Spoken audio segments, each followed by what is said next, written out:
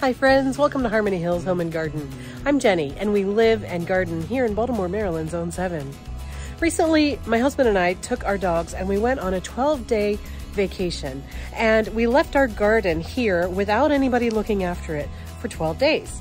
And as part of that, I put together a temporary irrigation line in my backyard on some of my containers and some of my in-ground plantings. And I wanted to share with you today a little bit about how I went about doing that. So this footage was filmed before we went on vacation, but I'm narrating it now and sharing with you how I did it so that you can maybe copy something like this for your own gardens when you go away temporarily as well. So I hope you enjoy this video. The space I wanted to cover, hi Hannah. The space I wanted to cover includes this patio garden with 4 endless summer hydrangeas back in there. And then my containers, which now have been dispersed, so this is probably poor planning on my part. But the container, there's one container of a hydrangea. Here are some containers here. There's another hydrangea here. And then there were some over here. I had my tomatoes and my peppers all lined up along here. And so this is the main area that I was trying to cover with irrigation. Again, the work that I did was like 2.5 weeks ago now.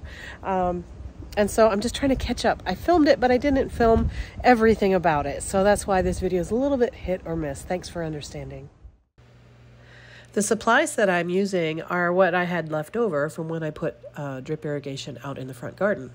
So I'm using 1/4-inch drip tubing and supply tubing, 1/2-inch supply tubing and drip tubing, and then the T connectors and straight connectors for both 1/2-inch and 1/4-inch.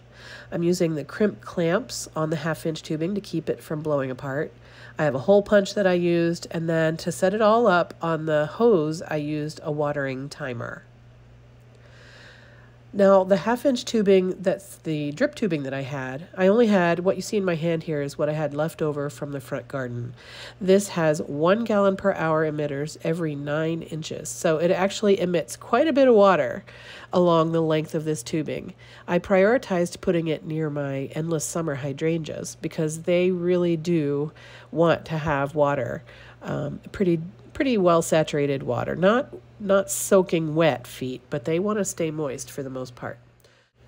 I used up all the emitter tubing that I had that was 1/2-inch. I just spread it around the garden as far as I can make it stretch. And when I ran out, then I attached another style of emitter tubing. This one had emitters every 12 inches that were 1/2 gallon per hour. So not quite as much water as the one that went near the hydrangea. I just connected things together and ran that tubing throughout the patio garden. The next step for me was to move my containers close to each other in kind of a line so that I could run a supply tube nearby and get those containers onto some drip emitters or onto 1/4-inch tubing run from the supply line. So I had connected the hydrangea emitter tubing line to some supply line, and I didn't show that in the video, but it's down there behind one of those containers.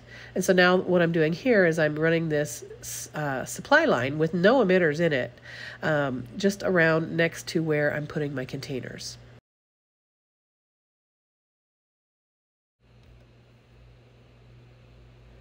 The supply line going next to this plant had no emitters in it. It was just pure supply. So I punched a hole and then I inserted a 1/2 gallon per hour emitter. And so as the water runs through the supply line, it comes out this emitter at the rate of a 1/2 gallon per hour. And I did the same thing on the containers that were next to this supply line, all down the line.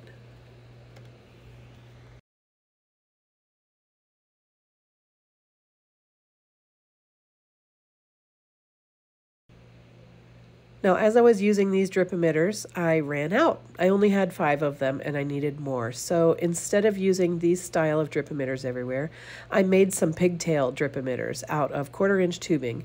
I connected it with a straight connector into the supply line, and then I capped it off with just bending it over with some electrical tape. So here, for example, this tomato, I'm putting a 1/2 gallon per hour emitter on this 1/4-inch line that I've created, this little pigtail guy. Right there, pops it right in. And so now there's one emitter on that pigtail and there's one on the tube. And so this tomato will have 2 emitters total. And I used that strategy all down the line as well. So here on this one, this has 1 emitter on that container, and I'm putting another, again, a pigtail, which I made out of 1/4-inch tubing with a straight connector and 1 emitter in it, and then just bent over the end and also over here by these containers, I pulled up a 1/4-inch supply line, and then I made a longer pigtail that had 2 emitters on it for this container here. And so between the 1/4-inch emitter tubing that I made into emitter lengths and the regular emitter, like this one here, every container ended up with emitters in it. Now, for the larger containers, I used more emitters. For the smaller containers, I used fewer.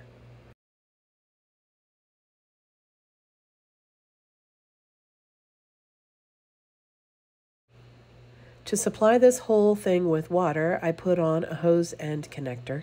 This is a female thread, hose thread connector that you just slide on and then twist it tight. And then onto that, I put the whole assembly. That's the first white thing there is the pressure regulator, then there's a water filter, and then there's a backflow preventer. And right here, you're seeing that I have a quick connector on the very end of it to test the hose with it.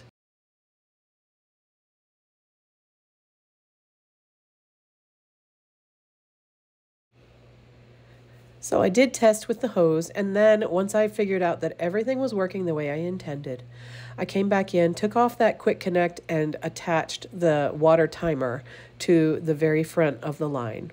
And then I put the quick connect back onto that water timer. And so now I was able to connect the hose very easily on and off of the whole assembly and run the water timer while we were gone.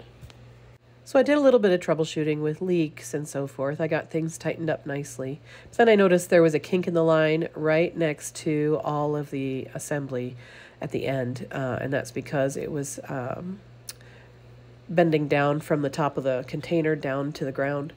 And so the line was bending. And so I pulled over a patio chair and I set the whole assembly up on a patio chair just to keep the line from kinking. And again, just a temporary measure, but it worked pretty well.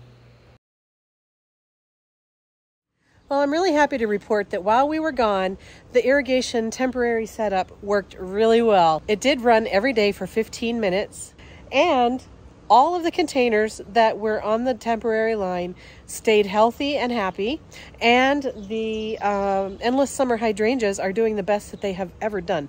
They really liked having regular water on them, so I think that's something I'm going to have to make sure I do for the rest of this season. Thank you for joining me for this video. I hope it was useful to you. I hope that you saw some inspiration or found some information that might help you as you prepare to leave your gardens for an extended period of time.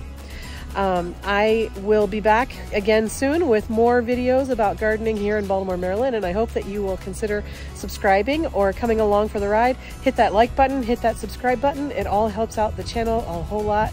And I will see you in another video real soon, friends. Have fun in your gardens. Bye-bye.